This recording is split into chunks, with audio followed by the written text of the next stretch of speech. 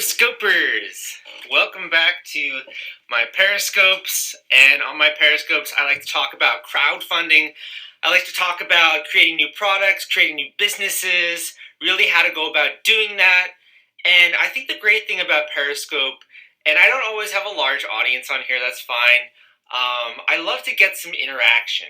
I love it when I can just post on here, what I can talk on here, and people can give feedback over the course of a post, over the course of a scope. People can ask questions.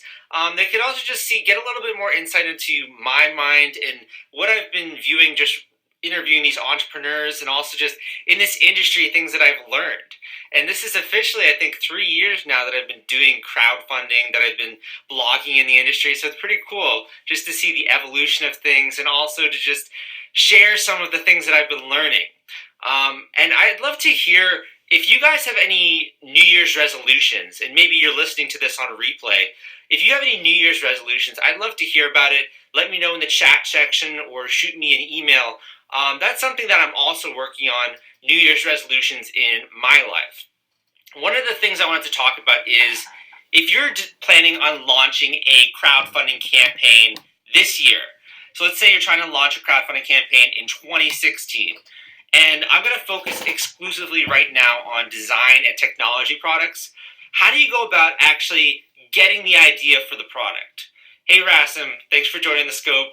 Awesome to have you here. We're talking about creating new products and crowdfunding them. So how do you actually come up with the idea for a new product, one? Or two, how do you get your idea actually to be receptive and to launch on a crowdfunding platform? So first of all, I think that you should definitely, if you are looking to do a product-based kind of startup or a product-based company, it should always come from your passion. You shouldn't do something to try to make money or do something to try to just launch a product because it looks popular. You should really always try to do something that you're passionate about, and that makes complete sense. But to me, I think that part of entrepreneurship is melding your view of the world and what you want to see created in it with what other people want. So, like, to give you a great example, really love writing. I love blogging, and if you are a writer, basically the definition of a writer is someone who writes. But it's very different than the definition of an author. An author is someone who writes for other people. They specifically write because they want other people to consume their content. They want people to enjoy their book or whatever it is they're trying to teach. And it's kind of similar to crowdfunding and creating new products. So like, yeah, you have a lot of passion. You do want to see this thing exist in the world, but you also have to tailor to what these other people that are going to be consuming the product, what they want in it, and what they really are yearning for, what they're desiring for. So part of the product creation process, it's extremely iterative. So the idea that you have initially, over time, you're going to iterate on it. You're going to introduce the idea to more people. You're going to introduce the copywriting, the marketing to more people.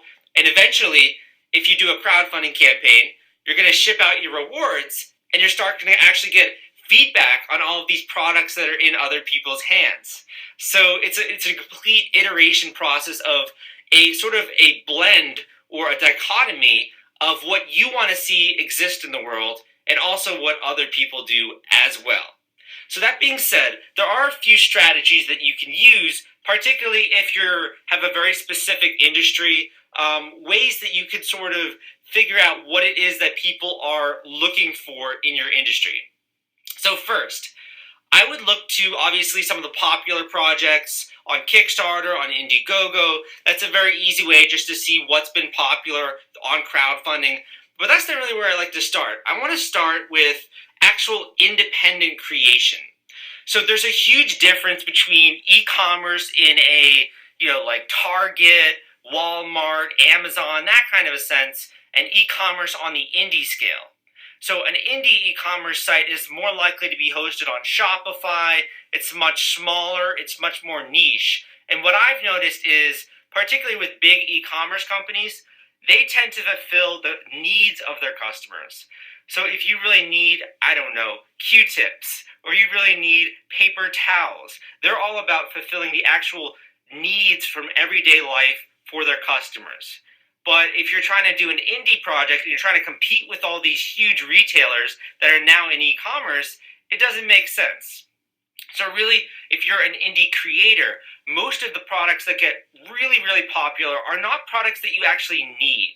They're not things that you need in your daily life. They're more things that people want.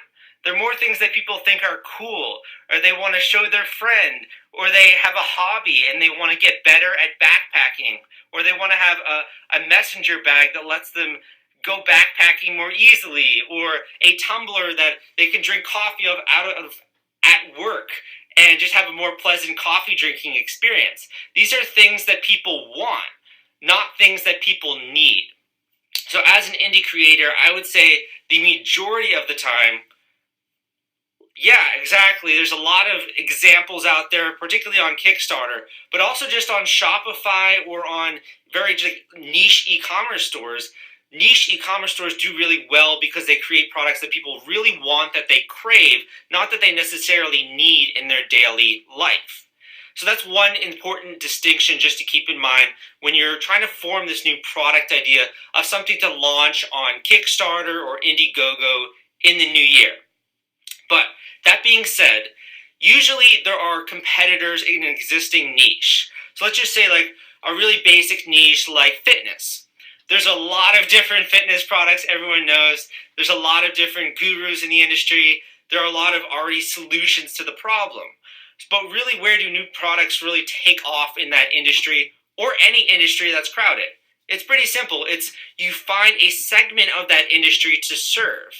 And if you do have a new product, you're trying to create a new product, you have to decide on certain specifications, on certain functionality to include. And to be honest, the mainstream product is mainstream for a reason. But it doesn't serve all of the needs of every single demographic within that overall marketplace. So you can actually win against the mainstream product if you create something that is extremely niche and that actually fulfills the wants, the desires, the cravings of a subsection of that overall marketplace. So that's really cool to say, but how do you actually do that, right? So there are a few ways to do it. One thing I would do just to get ideas is if you go on Amazon and you just look through some of the different products in your category, in the niche that you're thinking about, the industry that you're thinking about, go and check out some of these other products in that category. And then what you can do is you can scroll through these different products. You can look through the different reviews and you can look at, I'd say don't look at the 5-star reviews, but look at the 3, 2, and 1-star reviews and get a sense of what is it people are saying that this was an okay product, but I wanted X. Or I liked it, but I wish it had X. Or this was a great product, it seems like it got a lot of reviews, but I didn't like it for this reason. So you use these 3, 2, and 1-star reviews on Amazon. That's one way to get an idea of how you could solve or how you could service a subsection of a larger market. And you can also use those reviews as a way to inform your copywriting and marketing, looking at the 2, 3, 1-star reviews, seeing what they say they actually would like and that the mainstream product doesn't have. When you're actually putting together your landing page, your campaign page on Kickstarter or Indiegogo, or your own website, you can use the language that comes up as a way to just get people instantly understanding how this product is different and why it is not like the mainstream. So that's one way to do it.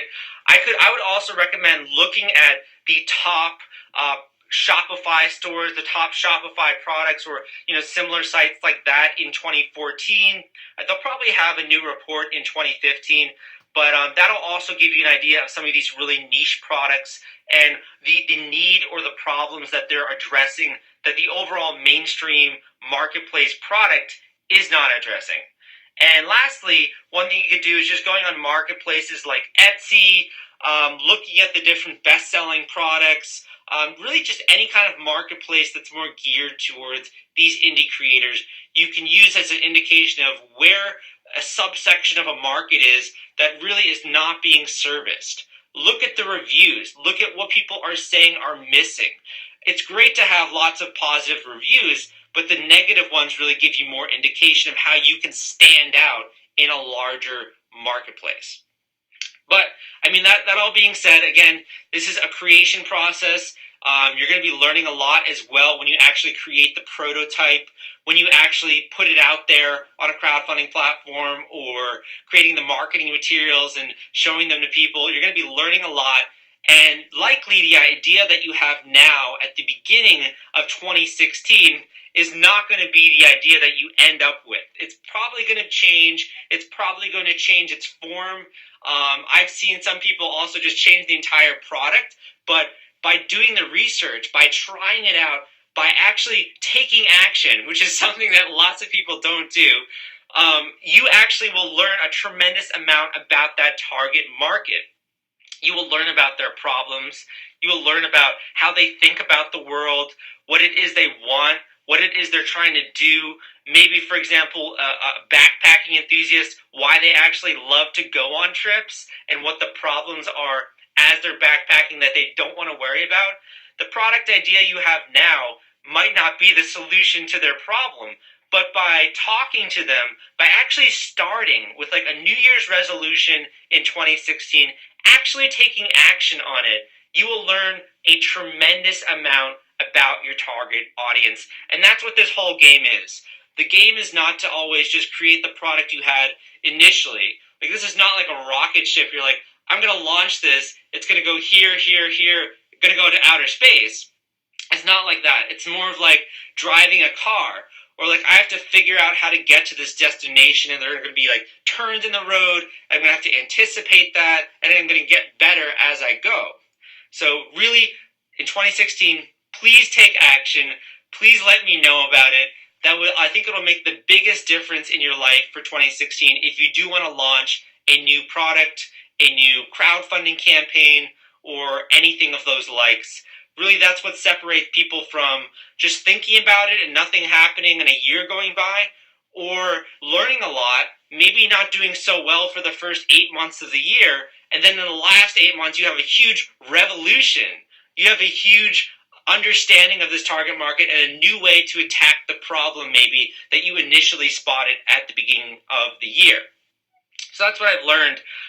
Just something I wanted to pass on to you guys. And I'd love to, if you guys have any product ideas that you're thinking of launching, you can hit me up via email. My email is sbriggman@crowdcrux.com. And I think I will also post this on my new YouTube channel so that you guys can reference this video again. But thank you guys for tuning in. I also had on the back here my computer turned off, but my new ebook, The Crowdfunding Fast Track. If you are a beginner, you have no idea what you're doing, you want a very quick way to get up to date on the crowdfunding industry, on what you need to do, what's working right now on Kickstarter, what's working on Indiegogo, and how to really just actually raise money from the crowd. I have a lot of content in this ebook. It's over 200 pages, I think. I haven't checked. I wrote it. I think it's a little over 200 pages.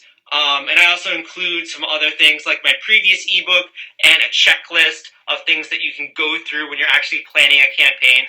So if you want to check that out, you can go to crowdcrux, crowdcrux.com/new ebook. So that's crowdcrux.com/new ebook, and you can check out that product along with some of the other ones I have, just to like jumpstart you, just to get a quick understanding so you're not spending countless hours reading through to try to figure out this whole crowdfunding marketplace. I mean, I like to think of my products as, if you're going to spend, $20, you're going to spend $30, it makes sense that a year from now, from having consumed that content, from having followed the plan or the template that I line out, that you're going to be getting a return on investment of $500. This is really going to make a huge difference in the long run. And that's how you think about business investments, like buying an ebook, buying a course, or just buying software products, or even testing out and going with a manufacturer. It's a business cost that you are planning to recoup the investment and also get a good return on your investment in the long run. So that's how I think of doing expenses with related to business. But thank you guys so much for tuning in. Um, this is actually the first one I've done in the horizontal view, so it was pretty interesting. I usually do them in the vertical view.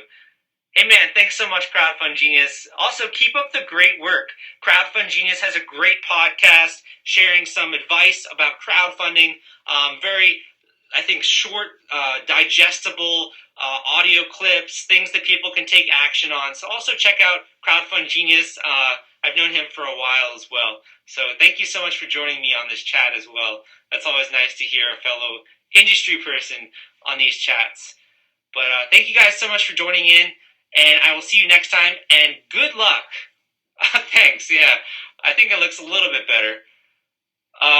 You guys, good luck on your 2016 goals. Good luck on launching that new product, and good luck on just taking action.